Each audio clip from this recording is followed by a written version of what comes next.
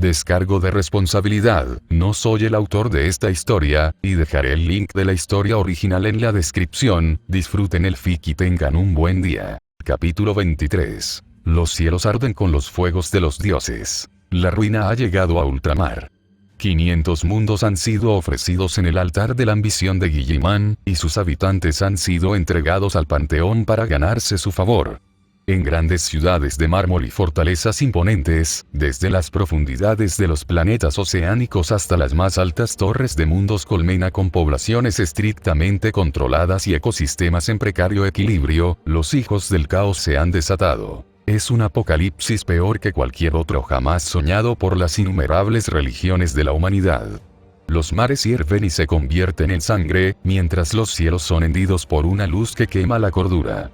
Enjambres de nunca nacidos descienden de los cielos y surgen de las profundidades, devorando la carne y las almas de miles de millones. Ciudades prístinas se convierten en mataderos, torres de la ley y el orden se transforman en palacios de atrocidad, mientras criaturas nacidas de mentiras danzan entre las cenizas de la iluminación. Solo aquellos a quienes se les enseñó el camino de esta nueva y terrible era se salvan, protegidos por salvaguardias infundidas con la sangre de los infieles. Solo ellos heredarán las cenizas de la pila sacrificial de ultramar y reconstruirán una nueva y terrible civilización bajo el fuego de la tormenta de ruina. El Cardenal Negro puede oír los gritos, y le complacen. Durante mucho tiempo, los únicos gritos que oía eran los suyos, mientras los dioses lo castigaban por su fracaso. La falta de un cuerpo verdadero no disminuyó su tormento, y solo su fe y su sed de venganza le dieron la fuerza para afrontar el desafío y mantener la cordura. Por ello, ha sido recompensado con esta nueva oportunidad de vivir, esta nueva oportunidad de castigar a quien lo mató, a quien rechazó la verdad. A su alrededor, sus seguidores presentan la siguiente ronda de ofrendas, con la voz ronca de cantar las alabanzas del panteón.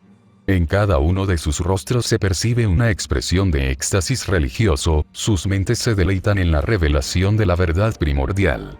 A lo lejos, las grandes forjas arden, moldeando metal y hueso en nuevas formas, que complacen a los dioses oscuros, para que sus legiones puedan luchar contra los necios que se atreven a interponerse en el inevitable triunfo del caos. El chico dorado se acerca, lo sabe. Siente su alma ardiendo inútilmente mientras lucha en vano contra las mareas del caos que lo rodean. Incluso ahora, incluso aquí, en este lugar a medio camino de sus gloriosos reinos, Lorgar sigue negando la divinidad del caos. Sigue luchando contra las infinitas legiones de la tormenta de ruina. Sigue creyendo que puede escapar, que puede guiar a su hermano y a sus hijos fuera de la trampa y de vuelta al lado del anatema. Insensato. Pero mejor para el Cardenal Negro. Corfaeron sabe que disfrutará muchísimo. Se equivoca. Una vez más, el triunfo le será negado. Una vez más, los dioses oscuros aullarán con furia impotente. Una vez más, Lorgar Aurelian contemplará la derrota de la ruina y llorará por su precio. Esto es Armatura, donde la industria bélica se agita en nombre de la 13ª Legión, produciendo todo lo que los ejércitos de Guilliman necesitan. Esta es la nueva forja infernal de ultramar, donde máquinas demoníacas y otras armas aún más poderosas se ensamblan y se santifican con la sangre de los pocos inocentes que quedan en los 500 mundos. Aquí es donde la trampa que mantiene a las legiones 12ª y 17ª se romperá, mediante el desafío y el sacrificio, y el Cardenal Negro será derrotado una vez más. 26 de noviembre de 2004 D.C. Iglesia de Ctomine. Fracasaste. Corfaeron miró hacia la voz, irritado por las acusaciones contenidas en esas dos palabras. Gilgamesh permanecía allí, con la espalda contra la pared de la iglesia a la que se había retirado tras la batalla en los muelles. Al menos el otro sirviente no sonreía. Fruncía el ceño, como si estuviera más decepcionado que el propio Corfaeron por los resultados de esa noche. Sí, lo hice, admitió pretender, forzando la palabra a apretar los dientes. Por suerte, había mejorado su control sobre su temperamento gracias a las pruebas. En el pasado, podría haber sucumbido a la furia y arremetido contra el sirviente, lo cual habría sido una completa estupidez. El chico, no me di cuenta de lo profundamente que se han clavado las garras de nuestro enemigo en él. Mi teoría sobre su naturaleza era correcta. Es el recipiente del poder de Korsuain, enviado por los dioses oscuros para ayudarnos. Pero se ha vuelto contra nosotros. ¿Cómo es eso posible?, preguntó Kirei, de pie en su púlpito con una expresión perturbada en su rostro. No lo es, dijo Corfaeron con absoluta certeza. No por mucho tiempo. Tarde o temprano, el dios del cambio reclamará a su siervo y lo castigará por su desobediencia. Ese día, Emilia lamentará su insensatez y suplicará clemencia, que le será negada hasta que el arquitecto del destino lo haya destrozado y reconstruido por completo. Volver el poder del caos contra sí mismo era imposible, un señuelo diseñado por los poderes ruinosos para atraer a más gente a su servicio. Corfaeron lo sabía, pues había visto los ecos de la obra divina que lo había propiciado, y la rebelión de Guilliman palidecía en comparación. Pero hasta entonces, debemos tratarlo como enemigo. Gilgamesh no parecía muy decepcionado con la idea. Sí, debemos hacerlo. Es decepcionante y dificultará nuestro objetivo, pero esas son las pruebas que debemos superar para demostrar nuestra valía ante los dioses. Se volvió hacia el otro sacerdote. Y antes de que lo olvide, te doy las gracias, Kirei. Sin tu ayuda, escapar de esta situación habría sido complicado. Aún lo habría logrado, estaba seguro de ello. Pero ese niño desagradecido podría haberle asestado un par de golpes antes. ¿Por qué siempre lo acosaban niños que se atrevían a rechazar a los dioses, a pesar de los abundantes dones que les concedían? No te preocupes, respondió Kirei, acariciándose distraídamente la muñeca donde se había desvanecido el sello de comando que había usado para salvar a Corfaeron del peligro. Sin embargo, tengo algunas preguntas sobre tu conversación con el chico. ¿A qué se refería cuando te llamó el Cardenal Negro? Corfaeron se encogió de hombros. No le mentí al chico, Kirei. De verdad que no pude revelarte mi nombre verdadero hasta que ya lo había hecho. Pero sí nos mentiste, dijo Gilgamesh. No eres Salomón. Nos engañaste y reclamaste un manto de realeza que no te pertenecía. No te mentí, rechazó Corfaeron con firmeza. Los mismos dioses me otorgaron la máscara de Salomón para que pudiera caminar por este mundo hasta que pudiera deshacerme de ella. Hasta que Milla reveló mi verdadera identidad y me dio el punto de apoyo que necesitaba para manifestarme en mi verdadera forma, yo era Salomón a todos los efectos, aunque libre de los engaños que ataban al rey de los magos a las mentiras de este mundo. ¿Y la clase pretendiente?, preguntó Kirei con genuina curiosidad. Me enseñaron los fundamentos del sistema de invocación del Grial cuando fui seleccionado como maestro para la Cuarta Guerra, y aprendí más después gracias a las notas que obtuve del patrimonio del querido Tokiomi tras su desafortunado fallecimiento. Pero nunca oí nada al respecto, ni siquiera en las teorías sobre posibles clases extra. Corfaeron consideró brevemente sus opciones. No quería compartir los detalles de su poder, pero si ese era el precio por conservar su confianza, lo pagaría. Marisburian y Muspere pretendía invocar a Solomon como un sirviente de clase lanzador, comenzó. Claro que no había ninguna posibilidad de que el llamado Rey de los Magos fuera invocado como otra cosa. Sin embargo, desconocía que el origen espiritual de Solomon en el trono de los héroes ya había sido neutralizado al final de la Cuarta Guerra del Grial. Asintió en dirección a Gilgamesh. Gracias a que el rey de los héroes se había sumergido en los efluvios de la destrucción del Grial hacía 10 años, el caos había podido acceder al trono, una vez que le habían mostrado al arrogante rey su verdadero lugar en el orden del cosmos. Para manifestarme, continuó, tuve que usurpar la identidad de Salomón. Tuve que fingir ser él lo suficiente como para engañar al propio sistema de invocación. Los dioses verdaderos solo tienen un punto de apoyo en este mundo gracias a la oscuridad que habita en el Grial, pero les bastó para construir la clase pretendiente basándose en las demás. Su único propósito era permitirme ocupar el lugar de Salomón. Hasta que Milla reveló mi nombre verdadero y afianzó mi existencia como Corfaeron, estaba limitado por el recipiente del sirviente de Salomón. Y, por poderoso que fuera, mi verdadero poder reside en disciplinas que él ni siquiera se dio cuenta de que existían. Si necesitas que Shirobemilla sea reconocido para que tu existencia sea reconocida, entonces ¿qué pasaría si él muriera?, preguntó Kirei. Nada. Solo necesitaba que reconociera mi verdadera identidad para quitarme la máscara, nada más. Todo esto suena bastante inverosímil, debes admitirlo. Corfaeron se encogió de hombros. No podía negar del todo el punto del otro sacerdote. A pesar de toda mi sabiduría y todo mi poder, sigo siendo solo un sirviente de los dioses verdaderos, Kirei, igual que todos nosotros.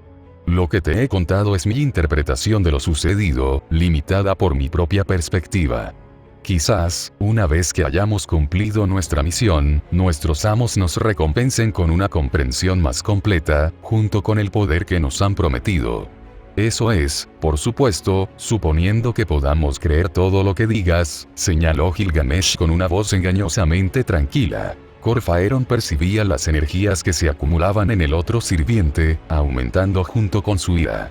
Él, a su vez, comenzó a estirar los dedos, mientras extendía su mente hacia los pilares demoníacos que aún le quedaban, dispersos por la iglesia y vigilando por si sus enemigos los seguían hasta allí. Los tres sirvientes del caos indiviso permanecieron de pie, mirándose tensos. Al final, fue Kirei quien rompió el enfrentamiento. Esta tensión entre nosotros no beneficia a los dioses. Somos sus campeones en este mundo, los encargados de devolver su luz a su gente. Fue por su voluntad que nos unimos, y solo juntos podremos cumplir las ambiciones que tienen para nosotros y para este mundo. Corfaeron asintió, sin apartar la vista de Gilgamesh. Necesitamos más recursos, dijo. Por el desempeño de Furfur, queda claro que los pilares demoníacos pueden luchar contra los sirvientes si están transformados, pero hemos perdido la mitad de nuestras fuerzas esta noche. ¡Qué tontería!, se burló Gilgamesh.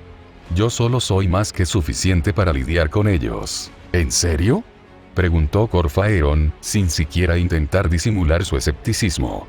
La confianza tenía su razón de ser, pero esa arrogancia era un camino rápido a la derrota, como había aprendido por amarga experiencia.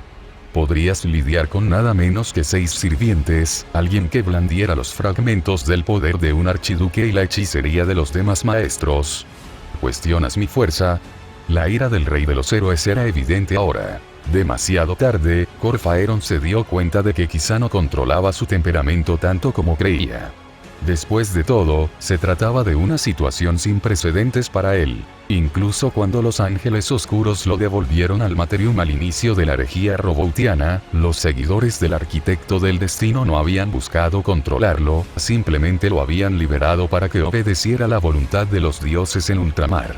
Esta cooperación, con un individuo cuyo poder individual rivalizaba con el suyo, aún se negaba a admitir que Gilgamesh pudiera superarlo, no era algo a lo que estuviera acostumbrado. No, su majestad, intervino Kirei rápidamente antes de que la situación se tornara violenta. En un enfrentamiento directo, su victoria estaría asegurada. El poder de su tesoro lo garantiza. Pero nuestro enemigo posee una astucia vil, y en su desesperación por oponerse a los dioses, ninguna táctica sería demasiado cobarde para ellos. Puede que sea inigualable, pero eso no significa ser invencible. Fue una impresionante demostración de diplomacia, y el respeto de Corfaeron por el joven apóstol del caos indiviso aumentó a medida que avanzaba. Gilgamesh asintió lentamente y la tensión se disipó. ¿Cómo procederemos entonces?, le preguntó Kirei. Podemos seguir capturando individuos atraídos por la llamada del Grial para convertirlos en pilares demoníacos, pero eso llevará tiempo. Ahora que me he quitado la máscara, tenemos otras opciones, respondió Corfaeron con una sonrisa. Un plan se estaba formando en su mente, uno que creía que los tres disfrutarían. Sugiero que hagamos lo siguiente.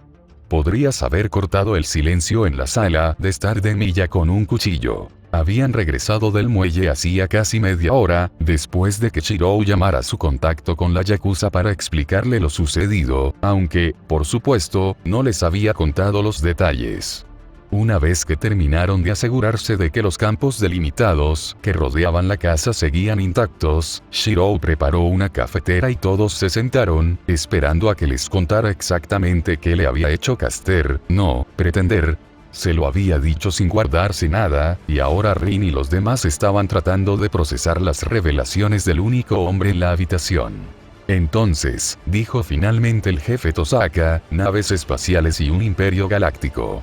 Eso explica, al menos, algunas de las inconsistencias que notamos en tus visiones. ¿Inconsistencias? Preguntó Yasbiel. De escala, explicó Rin. Por ejemplo, Shirou describió el Palacio Imperial como algo del tamaño de un continente, y la batalla final de la Guerra Civil como algo que envolvió al mundo entero, lo cual no tenía mucho sentido, ya que la guerra ya llevaba años en curso. Pensé que se trataba de una distorsión de los recuerdos, o de algún tipo de hechicería de la era de los dioses que se extendía al espacio. Pero, en cambio, la guerra se libró por toda la galaxia, siendo la Tierra el campo de batalla final, continuó Saber, asintiendo en señal de comprensión. Ella se lo estaba tomando mejor que los otros dos Artorias, quienes parecían bastante confundidos, y Rin despreció con uñas y dientes la idea de que esa expresión les quedara adorable a ella y a los servants de Yesbiel. Probablemente se debía a que sus únicos recuerdos eran de la época moderna, donde el concepto de naves espaciales, aunque todavía inverosímil, al menos estaba arraigado en la conciencia colectiva. Desde el momento en que la humanidad pisó la luna, y vaya desastre que debió ser, el mecanismo del Grial que otorgaba a los servants invocados conocimiento de la época debía de incluir eso. Eso también explica el uso de naves para ir de un lugar a otro. Pero eso no tiene sentido, dijo Rin, conteniendo a duras penas el impulso de arrancarse los pelos con frustración. La segunda magia no puede hacer esas cosas. Mi familia sabe un poco más que la mayoría, gracias a que nuestro fundador aprendió de un reflejo de Selretch, y su alcance está limitado por las líneas temporales simuladas del mundo. Gaia no tiene recursos para simular una galaxia entera, especialmente una tan hostil a la vida humana como las visiones de Shirou muestran que es. Dudo siquiera en mencionar la posibilidad, pero podría ser que los elementos de la segunda magia usada en el Gran Grial fueran corrompidos por Angra Mainyu, preguntó Sakura. La hermana de Rin estaba sentada junto a Shirou y no le había soltado el brazo desde que se sentaron. Aún estaba conmocionada por haberlo visto caer bajo el hechizo del pretendiente, aunque se había recuperado rápidamente. Es posible, admitió Rin. ¿Pero qué significaría eso? Ni siquiera la peor pesadilla de Gaia se expandiría mucho más allá de nuestro sistema estelar, y el Grial ciertamente no tiene la capacidad de procesamiento necesaria para simular una galaxia entera. Por lo tanto, dijo Yasbiel, o nuestra comprensión de la segunda magia es errónea. O Corsuain y Corfaeron vinieron de algo completamente diferente, terminó Rin. ¿Tiene importancia?, preguntó Steno, hablando por primera vez desde el comienzo de la discusión. Todos se giraron para mirar a la sirvienta. Ella simplemente se encogió de hombros. ¿Acaso importa?, repitió, con la mirada fija en Shirou. ¿El origen de nuestro enemigo cambia algo en su forma de actuar, maestro? No, respondió Shirou. Corfaeron debe ser detenido, y la corrupción del Grial debe ser destruida. Su origen solo importa en la medida en que afecta nuestra forma de proceder. Entonces eso es lo que haremos. Independientemente de cómo surgió ese pretendiente, está aquí ahora, y ha demostrado que teme ser cortado en dos por tu espada ridículamente grande, maestro. Tienes razón, asintió Shirou. Por supuesto que sí. Soy una diosa. Siempre tengo la razón. Rin se contuvo para no decir en voz alta lo que pensaba. Al fin y al cabo, no tenía razón. Independientemente de sus orígenes, aún así quedaste atrapado en su hechizo, maestro, continuó Asesino. Nos contaste la historia de Corsuain, pero ¿de verdad lo recuerdas todo? Por alguna razón, lo dudo. Y tienes razón, respondió el pelirrojo. Hay lagunas en los recuerdos, grandes lagunas. El fuego consumió gran parte de la esencia de Corsuain antes de refugiarse en mi cuerpo. E incluso lo que queda está fragmentado. Algo por lo que estamos muy agradecidos, senpai, dijo Sakura, abrazándolo del brazo izquierdo y apoyando la cabeza en su hombro. No creo que me caiga muy bien Corsuain. No, no creo que lo hagas, dijo Shirou suavemente. Cuéntanos más sobre Corfaeron, si puedes, pidió Rider. Necesitamos conocer a nuestro enemigo. De acuerdo. Como dije, él era el líder del Pacto, una organización religiosa que controlaba por completo el mundo de Colchis y veneraba a los dioses oscuros con una apariencia algo más benévola, similar a la de algunas de nuestras religiones más antiguas y sangrientas, salvo que era solo una máscara para ocultar su maldad. Eso cambió cuando el primarca Lorgar llegó a ese mundo y lideró una gran rebelión contra el Pacto. Así que este Lorgar llegó de niño a un planeta controlado por una secta que veneraba demonios, y logró mantenerse como un firme defensor de la humanidad, señaló Lancer. Dado que muchos de sus hermanos se volvieron malvados después, eso habla bien de su fortaleza de carácter. Creo que me habría gustado conocerlo. Yo también, sonrió Shirou con nostalgia. Después de la herejía, estaba perdido, es probablemente la mejor palabra. Quedó atrapado en la disformidad por las maquinaciones de los dioses del caos. Creo que temían que, con el emperador atrapado en el trono dorado, Lorgar fuera quien lo reemplazara como su mayor amenaza. De vuelta a Corfaeron, Lorgar lo mató al final de su guerra para liberar Colchis del pacto, tras abrirse paso entre las hordas de monstruos que el Cardenal Negro había invocado, utilizando a la población de su capital como sacrificios. Décadas más tarde, tras la caída de los Ángeles Oscuros, invocaron el espectro de Corfaeron en ultramar, el dominio de Guilliman, quien también se había convertido al caos y preparaba su rebelión contra el emperador. Cuando Guilliman reveló su mano, Lorgar y su hermano Angron fueron enviados a ultramar para privarlo de sus recursos, pero Guilliman los atrapó desatando hizo una pausa.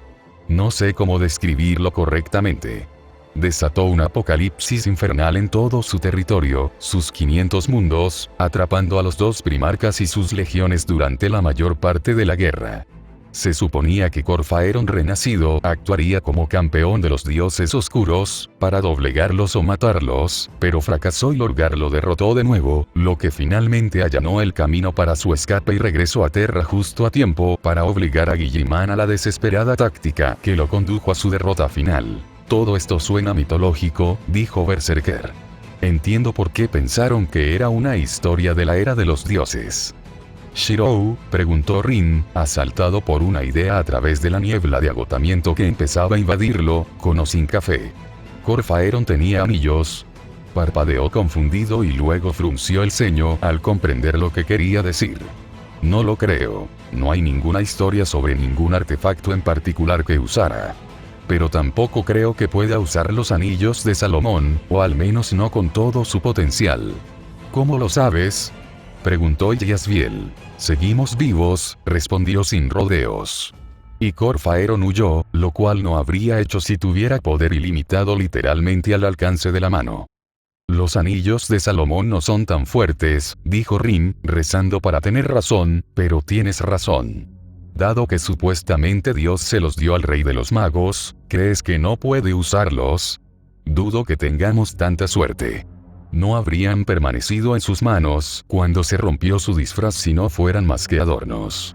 Lo más probable es que existan restricciones, límites a cómo puede usurpar su poder. No importa a qué juguete se aferre, aún puede ser derrotado, dijo Saber, con una confianza que Rin deseaba compartir. Después de todo, Shirou los dejó a él y a sus monstruos mascota, tambaleándose con un área de una sola línea. Sí, reflexionó Rin, recordando ese momento. Las palabras de Shirou habían herido a los pilares demoníacos, desequilibrándolos lo suficiente como para que pudieran despacharlos, mientras Shirou se concentraba en el pretendiente. Pero no era algo heredado de Corsuain, de eso estaba segura. Se sentía completamente diferente a cuando su amante había recurrido a su poder en el pasado. Antes, incluso sabiendo que Shirou no podría hacerle daño, la oscuridad que le respondía la perturbaba, lo cual tenía sentido, ya que era el vestigio de un traidor, hereje y asesino en masa, sometido a poderes infernales. Se había sentido seguro. Por un breve instante, la voluntad de Shirou se manifestó en el mundo al proclamar su naturaleza como la espada que desgarra el poder de los dioses. Y los pilares demoníacos, que Shirou había explicado que sospechaba que eran en realidad más similares a las huestes demoníacas que la primera legión y sus cohortes habían usado en la herejía, se habían visto afectados por... Oh, por supuesto. Mármol de la realidad, susurró para sí misma, sin darse cuenta de que había hablado en voz alta hasta que todos se giraron para mirarla. Solo Yesbiel parecía entender de qué hablaba, lo cual, según supuso, tenía sentido. La chica de cabello blanco había sido entrenada para la guerra del Grial, y los espíritus heroicos podían desarrollar esferas de realidad que reflejaran su leyenda, como el jinete de la Cuarta Guerra. Los demás, sin embargo, estaban completamente perdidos. Las esferas de realidad son una de las mayores proezas de la hechicería, cercanas a la magia verdadera, explicó. Consisten en anular las leyes del mundo y reemplazarlas con las de la realidad interior del mago. En la era de los dioses, eran mucho más comunes, sobre todo entre criaturas fantasmales, pero ahora son increíblemente raras. Solo un puñado de magos las han conseguido desde la fundación de la asociación, y la investigación sobre este tema es tan peligrosa que es una de las pocas que la Torre del Reloj ha prohibido. ¿Por qué crees que Shirou tendría algo así, si son tan raros? Porque explicaría algunas de sus acciones. Cosas como que su espada destruyó a Souken sin herir a Sakura, o que pudo destruir el Shikome que encontró bajo el mando de Kumamoto, o cuando atravesó a Fragarache en lugar de morir a causa de él. Los detalles sobre las esferas de realidad son escasos, pero ninguna de estas cosas tiene sentido según la lógica del mundo. ¿Lo cual crees que significa que había otra lógica en juego?, terminó Shirou. Es solo una teoría, insistió Rin. Pero, como las esferas de realidad reflejan la realidad interior de quien las lanza, eso explicaría por qué Shirou sigue haciendo lo imposible cuando es un héroe. Incluso sin una manifestación completa, se supone que las esferas de realidad otorgan habilidades secundarias bastante extrañas. O podría ser el resultado de la condición única de Oni-chan, y Yasbiel bostezó de repente, sonrojándose al terminar. Nadie se burló de ella. Todos los maestros en la sala habían seguido su ejemplo. Bueno, en cualquier caso, no creo que resolvamos ese misterio esta noche, dijo Shirou secamente, con una voz notablemente tranquila. Hablaremos más cuando hayamos dormido un poco. Sí, pensó Rin. Dormir sonaba muy bien en ese momento. Kairi respiraba con dificultad mientras bajaba la escopeta. El corazón le latía con fuerza en el pecho y sentía como si todos sus músculos ardieran por el esfuerzo. Me estoy haciendo demasiado viejo para esto, murmuró sin dirigirse a nadie en particular, antes de sacudirse, enderezarse y llamar a los demás. Gracias por la ayuda. No creo que hubiera podido hacerlo solo. Es usted demasiado modesto, señor Shishigou, respondió el líder de los tres magos. Al menos él creía que ese era el líder. No le habían dicho sus nombres, aunque no lo había tomado como un desaire, pues conocía vagamente cómo operaban los espectros de la Torre del Reloj en el campo de batalla. Sin duda, usted contribuyó más a la lucha que cualquiera de nosotros. Gruñó, sin confirmar ni negar la afirmación, y miró a la criatura que los cuatro habían logrado matar. No era un apóstol muerto, eso era obvio, ni tenía ninguna relación con esa plaga del mundo. Era humanoide, pero de más de 3 metros de altura, y de una corpulencia imposible. Su piel era escarlata bajo una capa de suciedad. Llevaba un garrote que aullaba los sentidos esotéricos de Kairi con toda la muerte que había causado. Su rostro, bueno, solo quedaba un amasijo carbonizado y desmenuzado, pero el nigromante esperaba verlo en sus pesadillas durante un tiempo. Una abominación como esa no tenía cabida en ningún universo sensato. Sin embargo, su arma y sus hechizos seguían funcionando.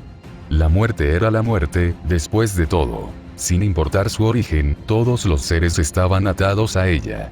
Solo que, en algunos casos, requería más esfuerzo. ¿Sabes qué era esto?, preguntó, intentando distraerse de sus músculos doloridos y exhaustos. Nunca me había topado con algo así. Creo, respondió el mago con cautela, que acabamos de matar a una de las criaturas responsables de las leyendas Oni de Japón. Debió de esconderse para evitar las purgas, pero fue atraída por la llamada del Grial.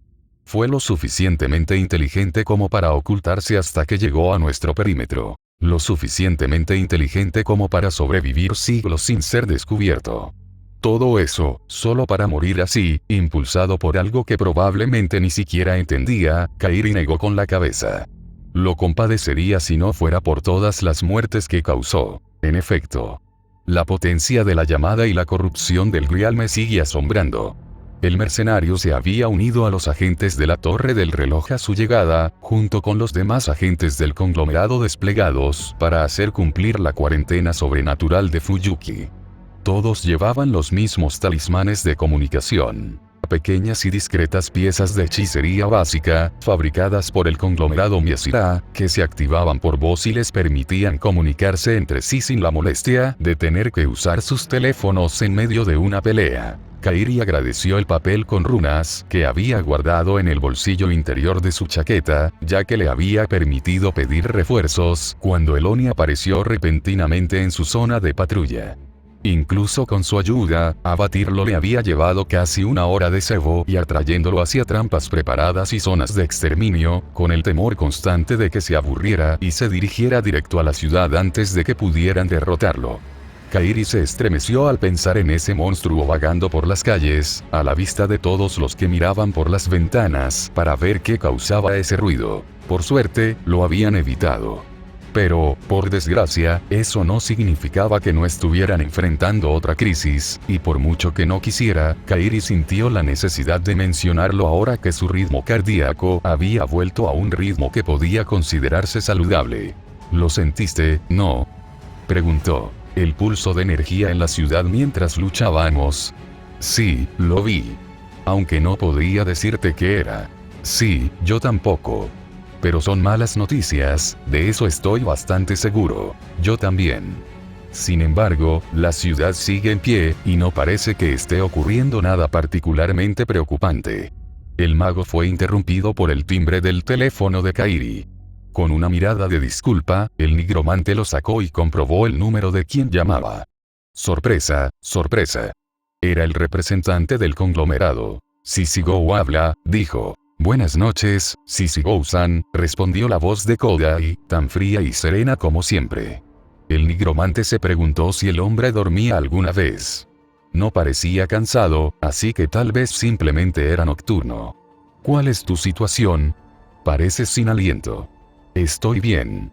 Acabo de derrotar a otra bestia que intentaba llegar a Fuyuki con la ayuda de los chicos de la Torre del Reloj. ¿Llamas por lo que sentimos que está pasando en la ciudad?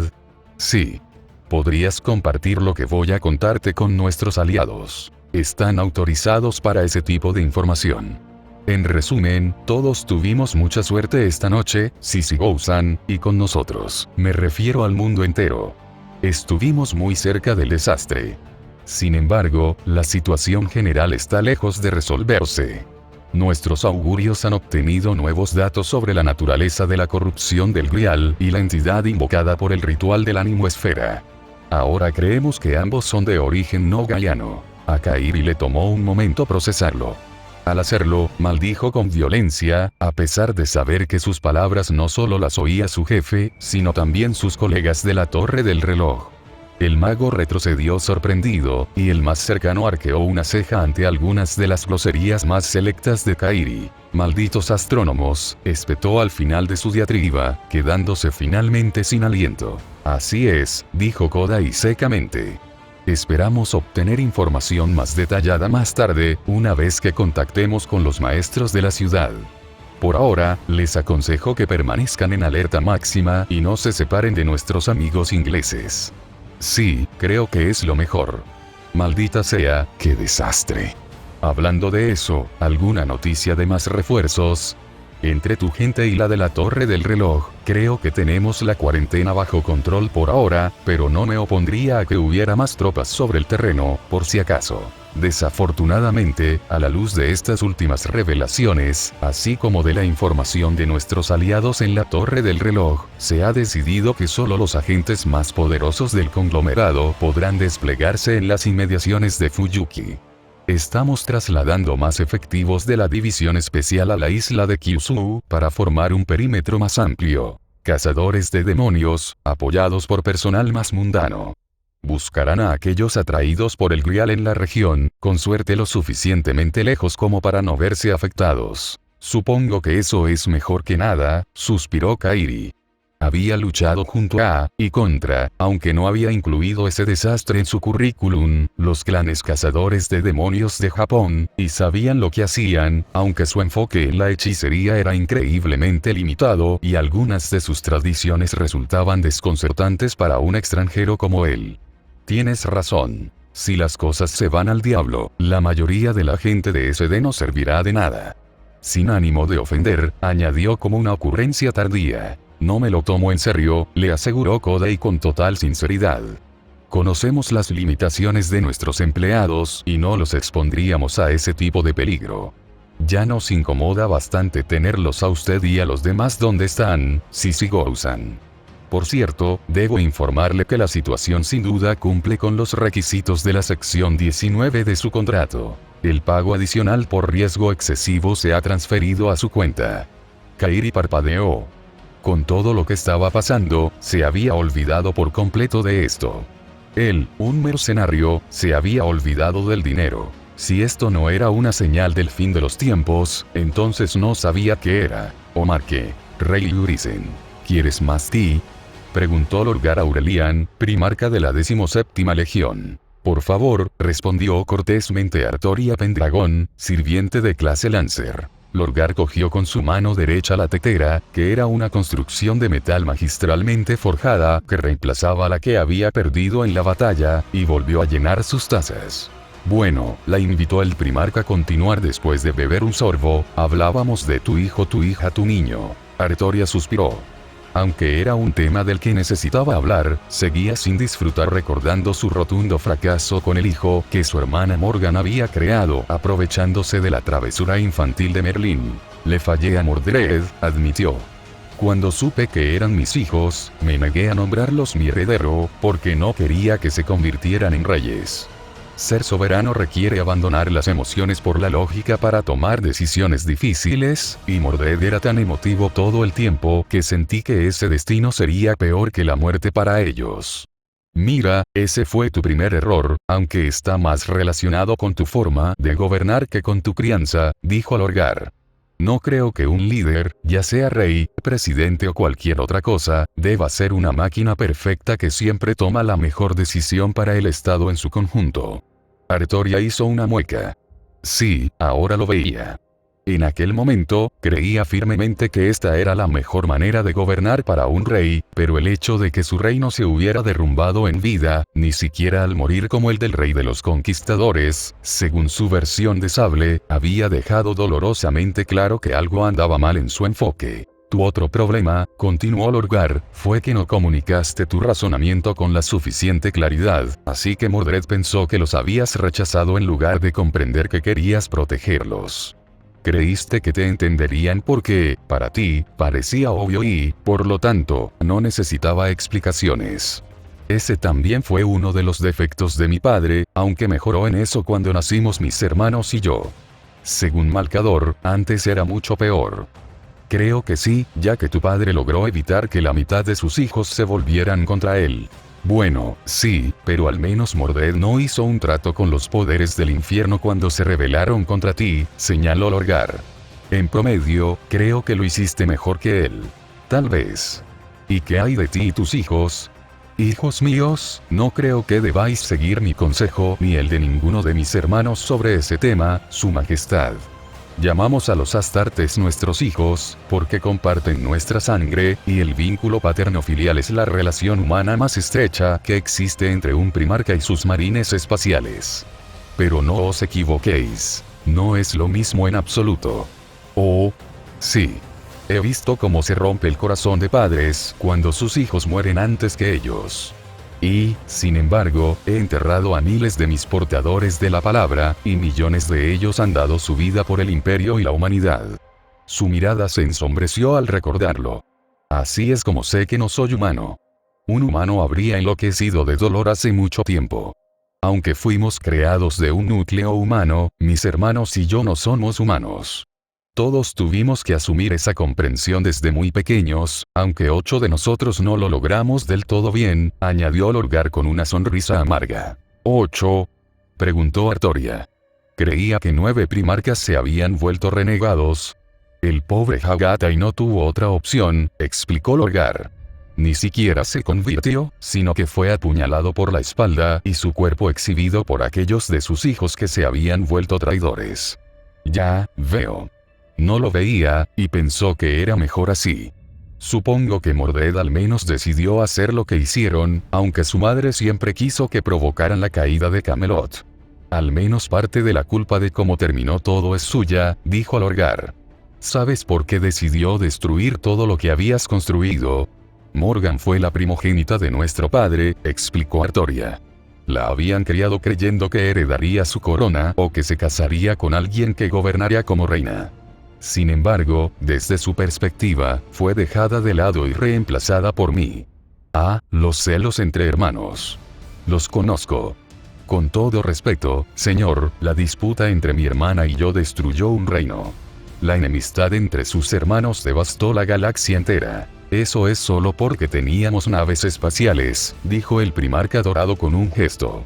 Créeme, si todos hubiéramos estado atrapados en el mismo planeta, aún así habríamos encontrado la manera de luchar entre nosotros. De alguna manera, Artoria no tuvo ninguna dificultad en creerlo. ¿Te importaría cuidar de Shirou?, preguntó Lorgar. Si de verdad logra liberarse de la influencia de Corsoain, quizá me ayude a convencer a mi hermano de que él también puede recuperar su libertad. Claro, sonrió con ironía, la situación de ambos no es exactamente la misma. Por ejemplo, tienes métodos a tu disposición que yo no puedo replicar. Gracias por el ti. Gritó Artoria, con el rostro repentinamente escarlata. Y estamos de vuelta. Para aclarar, el Omake es completamente anticanónico y transcurre más allá de la cuarta muralla. Y sí, tienes razón. La mayor diferencia entre la herejía roboutiana y el Warhammer 40.000 canon reside en que el emperador sea un buen padre.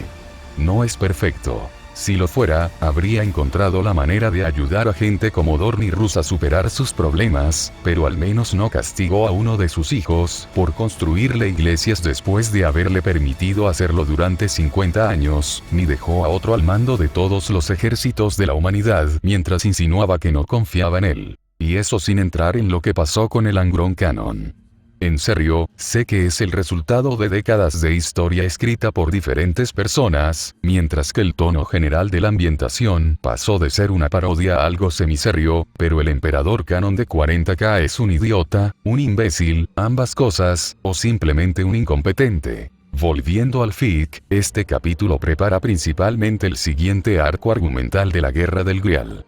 Había planeado retomar la escritura de esta historia tras terminar El Príncipe del Ojo, pero por razones que desconozco, la musa decidió lo contrario. Como siempre, espero con interés sus reacciones a este capítulo. No duden en preguntar sobre la historia o mencionar las inconsistencias que hayan notado. Puede que no las responda directamente, pero intentaré abordarlas durante la historia. Excepto las inconsistencias causadas por errores míos, por supuesto. En esas, intentaré corregirlas discretamente. Y si tienen ideas para omakes, por favor, compártanlas. Nunca se sabe cuál echará raíces. Zariel fuera.